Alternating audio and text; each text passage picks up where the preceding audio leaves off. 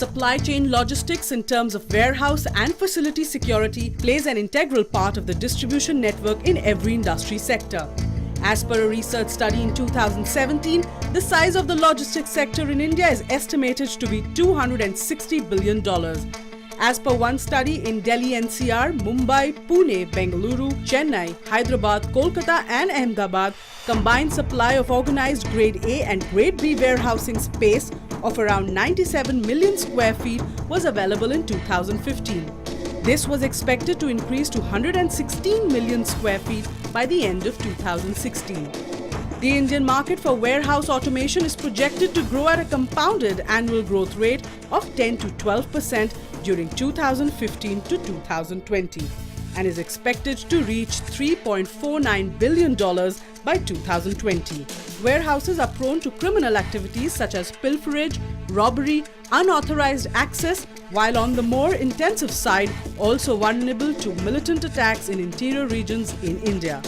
Apart from internal thefts and criminal activities, warehousing is also affected by transport infrastructure in the neighborhood that is located. This episode looks at the intricacies of the warehouse security requirement needs, where India stands compared to its global peers, and what are the measures to be taken to address the emerging challenges which are concerning this sector. Hello and welcome to another episode of India Risk Report, and in this episode we are looking at warehouse and facility security, particularly with reference to storage facilities in India for large business houses and various products. This is an important aspect of the supply chain network that India has. India has amongst the largest road networks in the world, but equally our storage facilities are something that we are going to debate about and are not necessarily the best in the world, though there is a lot of movement of freight and other items. And we have two experts with us, Mr. Ratnakar Bade of Flipkart, who's the Director of Security there, and I'm hoping to learn a few things from you today, Mr. Ratnakar. Kunal Bhogal, I believe you've been on this show before, so welcome back, and Vice President of Security and Design at IRIS. I'll start with you, Ratnakar. As per a study, the size of the logistics sector in India is estimated to be about $260 billion. And in addition to this, the logistics sector in India has been growing at a positive rate of 14% over the last 5 years. Why is it that we hear so little about the logistics sector and the sheer importance it has to everyone's business? Absolutely correct, Mr. Maroof. So, if you look at the recent business meetings which were going on where Prime Minister attended, and if India is to become a $10 trillion economy by 2030, the logistics sector is invariably important sector there.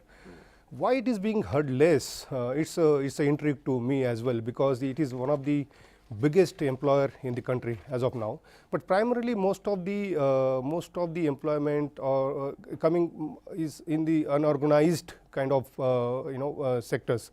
Some of the, say for example, there is no central repository of number of warehouses that we have in the country, or the logistic parks which are across India. Now, if you look at the logistics growth, is definitely going to go to tier 2 and tier 3 cities and most of the states. For example, Northeast is growing phenomenally with the rapid pace. But when you go look at the infrastructure, the availability of information about it is very, very meager and is coming very, very sporadically. So I feel that there is a definite need of the information flow that should happen from maybe from government agencies, the logistics partners, as well as regulatory bodies, and also industry should also make an effort to highlight not only the importance of this sector, but also create that information repository and make it available to the industry players. Okay, your area specifically is of looking at security, risk factors, etc. Now, a global HR company in 2015 has indicated that internal thefts in warehouses in India and distribution centers is a growing concern.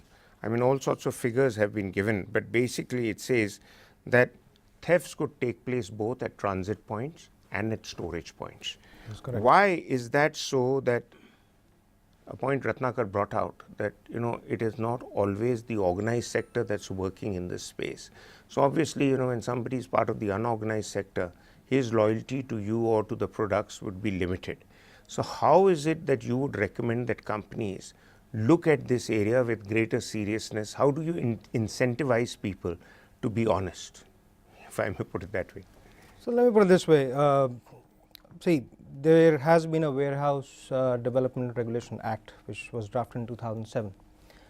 We are in 2018 and a lot has changed in this last one decade. Today the lapses are not just happening within the warehouse, but it's happening throughout the value chain.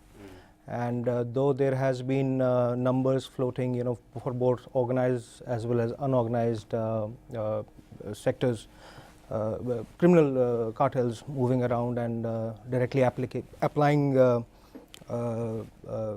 directly impacting the entire value chain.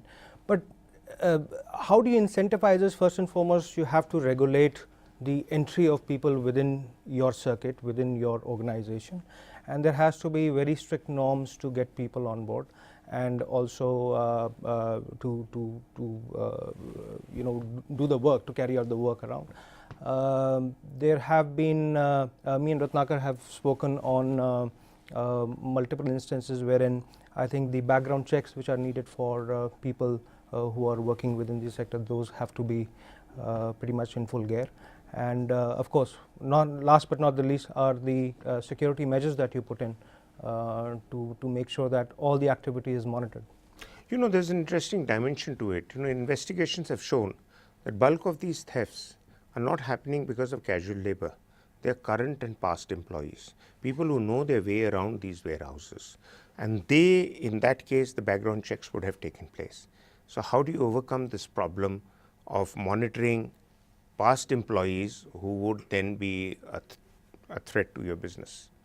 Well, with all due respect to the background checks and the background investigation industry, the quality of background checks that we do, that is also in question.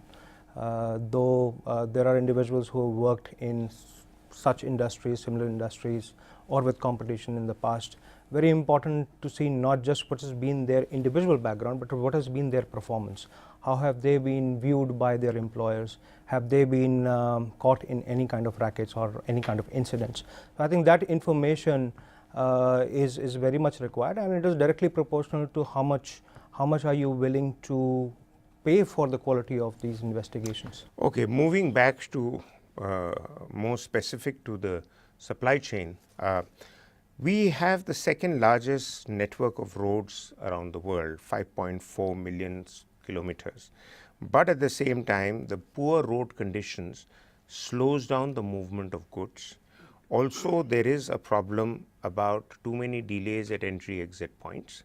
There is also the problem that alternate methodologies or means to move products from one place to another are not being adopted with that kind of vigor that our economy needs. Your thoughts on that?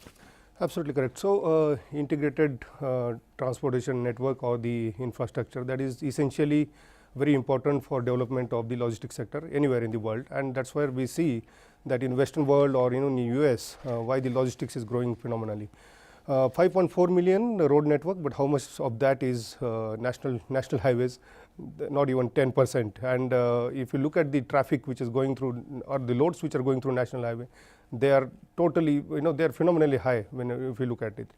So the quality of roads, that's an important aspect. And I think if we see recently, the government is putting a lot of focus on the infrastructure development, and especially the areas like Northeast, where that's why the logistics is growing there. Entry-exit points, I am feeling that because of GST, probably all those lacunas will get streamlined, and that will definitely bring a lot of changes in the whole logistic networks and network expansions. So we could see that bigger warehouses will come up in the tier 1 cities, tier 2 cities, and from where the shipments or the transporting the goods to tier 2, tier 3 cities could be easier part. On the other hand, tier 2 and 3 cities, they are definitely going to grow, at least if not for the bigger warehouses, definitely for smaller centers. And that is going to create a lot of employment, as that's coming back to the question which was left to the Kunal. Okay, so I mean, you both remain optimistic, but we'll come back after a break to look at some of the key issues that affect warehousing and facility security in the supply chain in India, as well as look at some good models that we can adopt from elsewhere in the world, but that after break.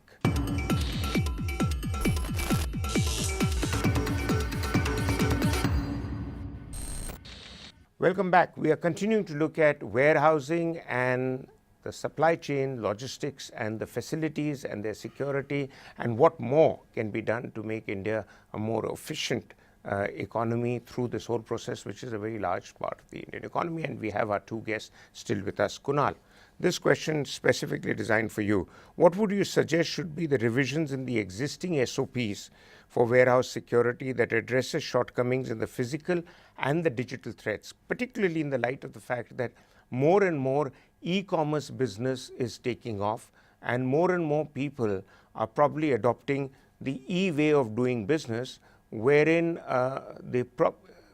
perhaps one of their motivations is to distance themselves from the challenges of security that warehouses project. Am I wrong?